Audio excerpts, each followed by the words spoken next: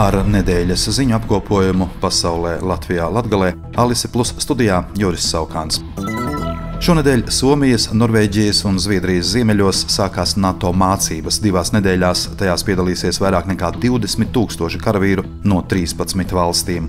Zviedrija šajā nedēļā kļuva par 32. NATO dalību valsti par Ziemeļatlantijas līguma protokola par Zviedrijas karalistes uzņemšanu stāšanos spēkā, paziņoja ASV valsts departaments.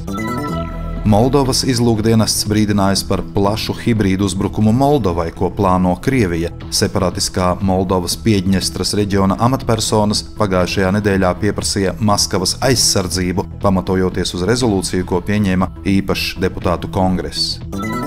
Polijas lauksaimnieku 1. martā sāktā protesta akcija Kalvarijas Budzisko robežu kontroles punktā pārbaudot, vai no Lietuvas uz Poliju netiek vesta Ukrainas vai Krievijas labība, šonedēļ ir noslēgusies un par laimi bez īpašiem incidentiem. Latvijas aizsardzības ministrija šonedēļ paziņoja, ka ministru kabinets apstiprinājis austrumu robežas militārās stiprināšanas un pretmobilitātes plānu. Tam 5 gados plānots tērēt 303 miljonus eiro, šogad šajā plānā paredzētajiem pasākumiem paredzēti 25 miljoni eiro. Šajā nedēļā Pilsonības un migrācijas lietu pārvalde izdevusi pirmos 3 izbraukšanas rīkojumus Krievijas pilsoņiem, kuri nav izpildījuši imigrācijas likuma grozījumu prasības un nav iesnieguši dokumentus uzturēšanās atļaujas pieprasīšanai.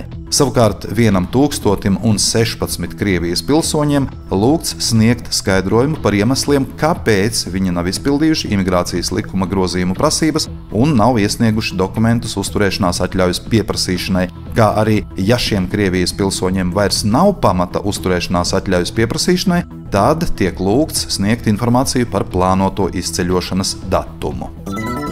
Saeimas priekšsēdētāja Daiga Mieriņa, kas pārstāv Zaļo un Zemnieku savienību, šonedēļ tikās ar reģionālo mediju pārstāvjiem. Sarunā piedalījās arī kultūras ministre un satiksmes ministrijas parlamentārais sekretārs, kā arī Latvijas pasta vadītāja Beāte Krause-Čebotāre. Mieriņa šajā sakarā pauda, ka reģionālie mediji vairo piederību vietējām kopienām, tāpēc būtiski darīt visu, lai aktuālā informācija saulaicīgi tiek novadīta līdz reģionālajiem medijiem, kas būtiski samazina propagandas izplatīšanu, un norādīja, ka mediju politikas pamatnostādnēs jāiekļauj punkts, ka ministrijām obligāti jāinformē reģionālie mediji par aktualitātēm. Saeimas priekšsēdētāja uzsvēra, ka arī problēmas saistībā ar Latvijas pastu jārisina nekavējoties un pasta piegāžu kavēšanās nav pieļaujama.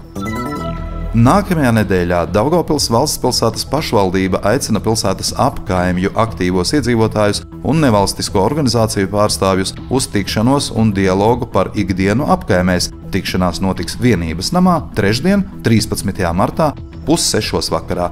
Tikšanās dalībnieki varēs vairāk uzzināt par pašvaldības atbalsta iespējām, šovasar plānotajām sporta un kultūras norisēm, nevalstisko organizāciju pieredzi, kā arī līdzdarboties plānojot dažādas aktivitātes savas apkaimes kopienas aktivizēšanai. Anketa, lai reģistrētos dalībai pasākumā, atrodama portālā www.daugavpils.lv.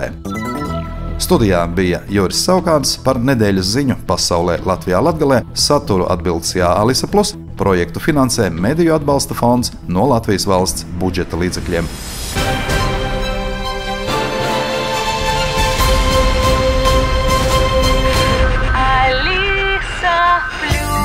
Radio